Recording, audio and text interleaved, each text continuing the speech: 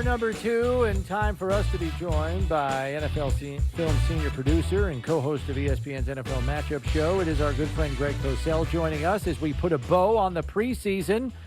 Thank God for that, right, Greg? And we get ready for the NFL regular season. I'm right there with you, Chris. I was so excited when the preseason ended. Boy, I probably shouldn't say that out loud. Well, it means the regular season's coming up, too. I mean, we got a lot to look forward to this year, particularly here in Buffalo. I mean, yeah, sure. I mean, an opening on the first Thursday night, I mean, that's big. Unfortunately, it's on the West Coast and not in your fair city, but hey, it's still Thursday night football. It's the only game in town that night. Yeah. So why don't you tell us, if you've had a chance to peruse it, what were your initial thoughts about some of the decisions that the Bills made in getting the roster to 53? There's probably still going to be some tinkering, knowing they still need a punter. But what did you think at first blush?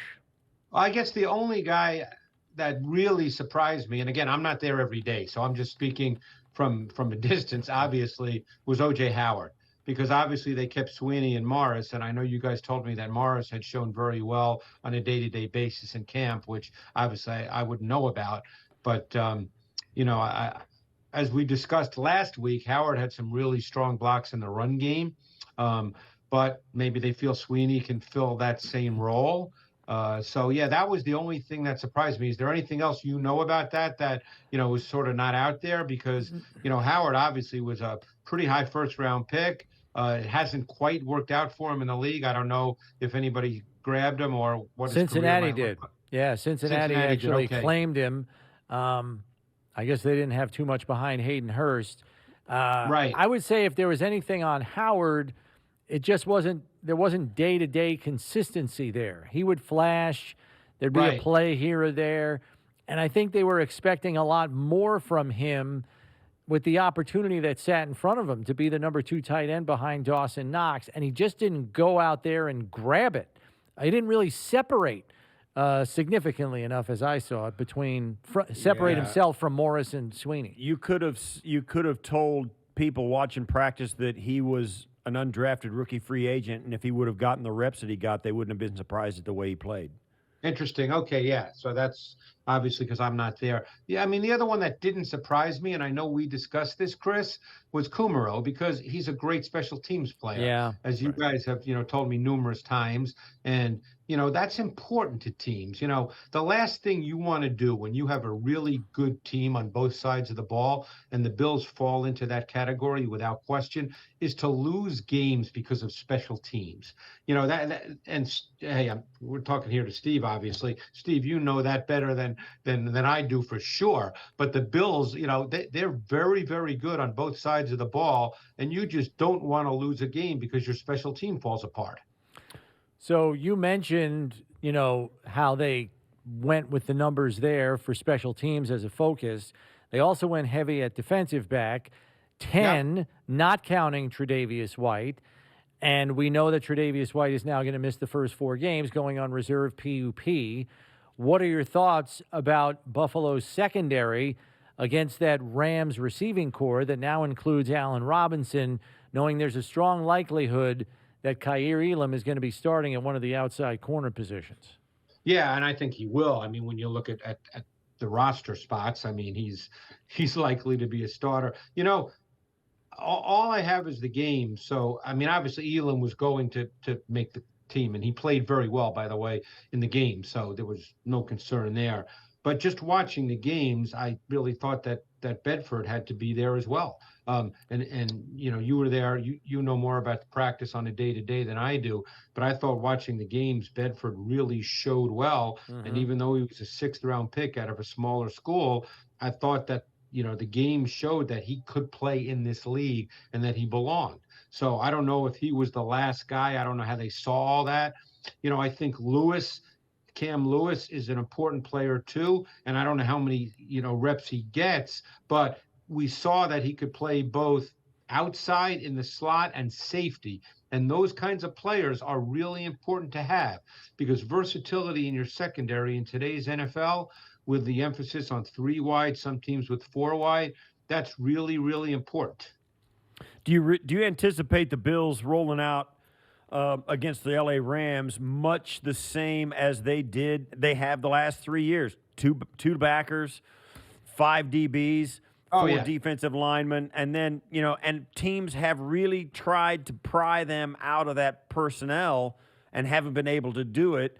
What do you think, if the Rams wanted to do that, what would they do?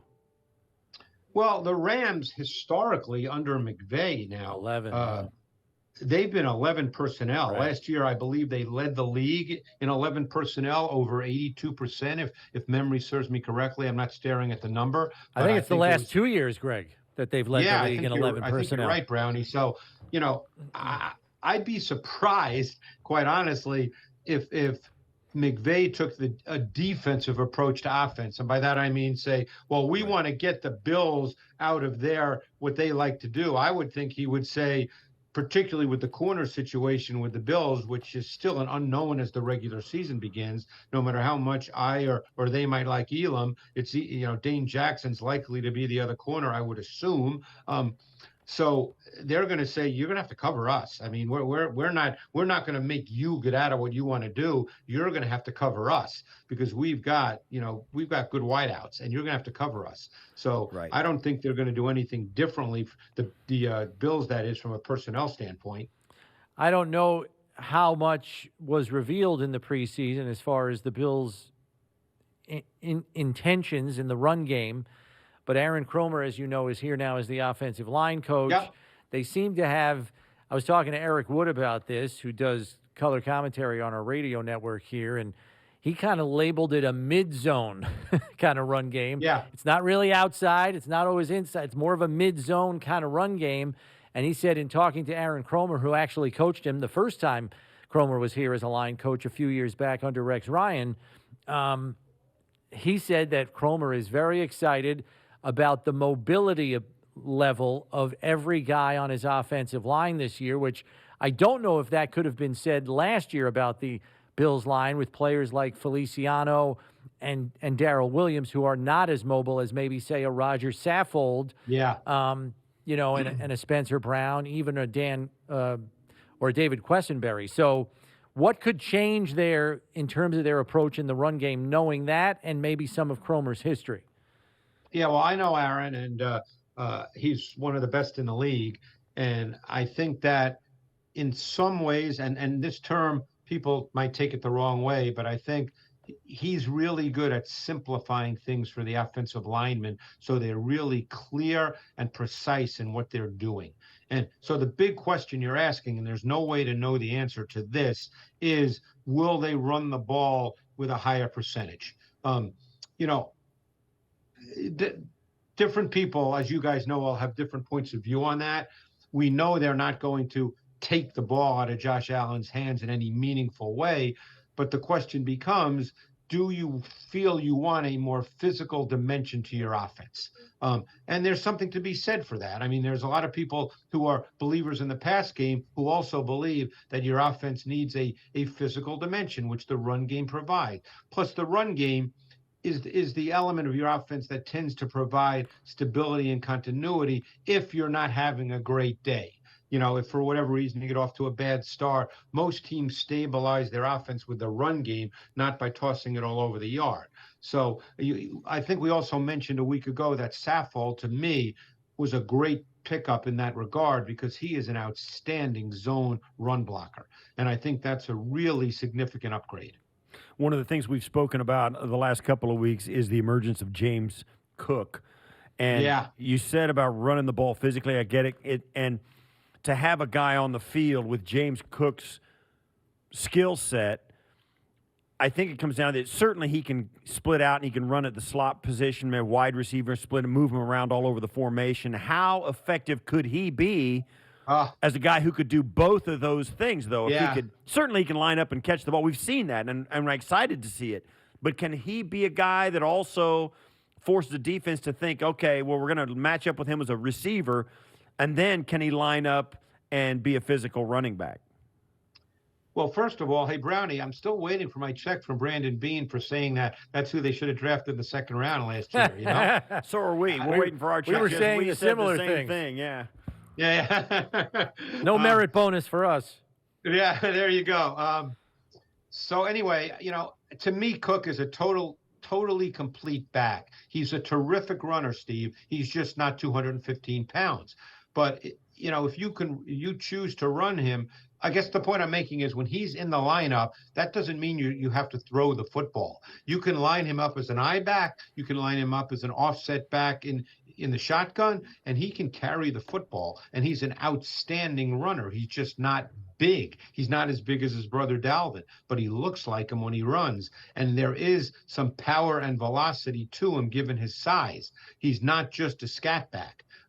So I think that, Cook is a really big addition to this offense. And then you do get into the pass game element. He's an outstanding receiver, both out of the backfield and detached from the formation. And he can run vertical routes. So I think you're going to see that in this offense. It's preseason. Nobody's played a regular season game, so you don't know. It becomes speculation as to exactly how and how often. But there's no question James Cook can do all that. And then I know we discussed this with you last week. We were all curious as to the breakdown of the defensive linemen that the Bills would carry, whether it would be 5 defensive ends and 4 DTs or four defensive ends and 5 DTs. They ultimately go with 5 pass rushers and only 4 interior defenders. Shaq Lawson probably being that 5th and final end as he's back on the roster now after a 2-year hiatus in Miami and Houston. So does that say anything to you that they kept the extra pass rusher and not the extra interior defender? They went heavier at end than DT. Yeah, but I think they have 2 guys who can line up inside in Basham and Epinesa if need be, depending on situational football. So I think that those 2 guys give them that versatility, Brownie, that can happen in any given game. It may not be a weekly thing. It may be the nature of the opponent, the nature of how they want to line up in a given week. But I think those 2 guys can go inside. I mean, quite honestly, to me, although I don't remember them doing it, maybe you can remember, but if they did, it was hardly at all. But I even think Rousseau could line up in there if you really felt like you wanted him to do that. But as we know, he did that in college at the U. So no, so I mean, it's a really good D-line group. I mean, they have a ton of quality depth. If you look at Oliver and Jones and say they're the starting D tackles, and then you talk about Phillips and Settle, those 2 guys could start on a lot of teams, and you'd be totally happy if they were your starting D tackles. What do you think what's it going to look like? I mean, if they rotate those guys in, they get a high level of production. This is the number 1 defense from a year ago, although and we've said it a ton, they weren't a big play defense. They weren't turnovers and no. Sack. They got them, but they weren't timely sacks. They weren't timely turnovers. They got them when they kind of got it given to them. They didn't really dominate games, but they were tough statistically to make hay against. How could that be different this year with all these guys up front? I guess the big question to me comes down to blitz percentage and will they blitz more? Last year they were sort of in the middle of the league in blitz percentage, versus quarterback dropbacks. That's how we talk about blitz. You don't talk about it during the run game. So they blitzed probably a quarter of quarterback dropbacks. So the question is, will they do more of that, or are they really comfortable with where they're at? Obviously they have Von Miller. They may feel, and they have Rousseau now in his 2nd year. Will they feel that, hey, we can get the pass rush that we want with 4 down linemen? Because look, in an ideal world, every team would like to get there with 4 and have 7 in coverage because it's a numbers game.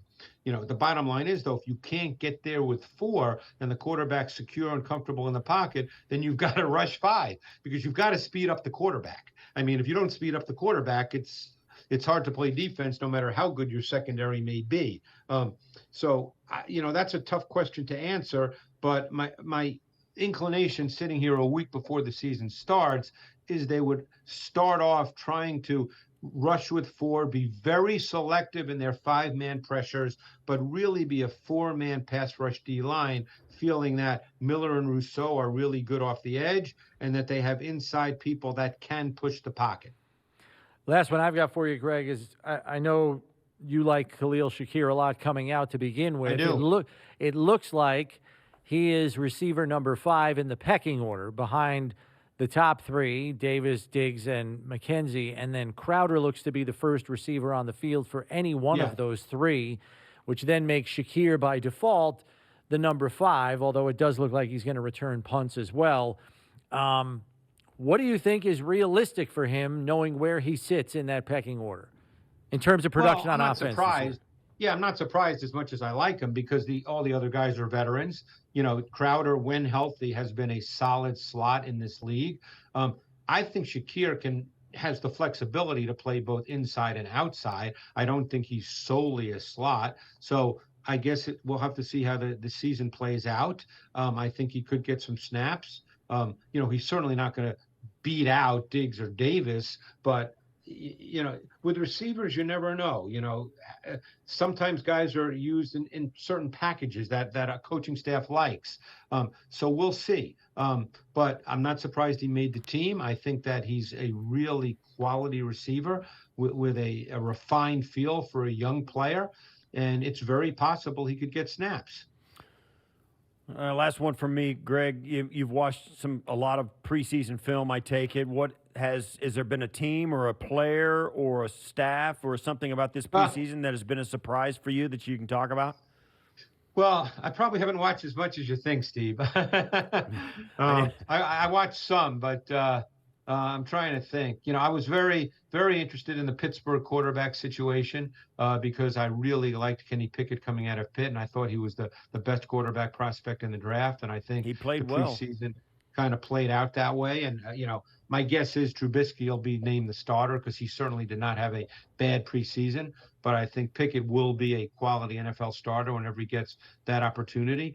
You know, quite frankly, I was also impressed with Desmond Ridder in Atlanta. Now, I don't think he'll be the starter either to start week 1, but I think what he showed, to me, followed what I saw at Cincinnati, because I felt watching him at the University of Cincinnati that over time he could be a quality NFL starting quarterback. And there was nothing in the preseason, watching the games anyway, that led me to believe otherwise.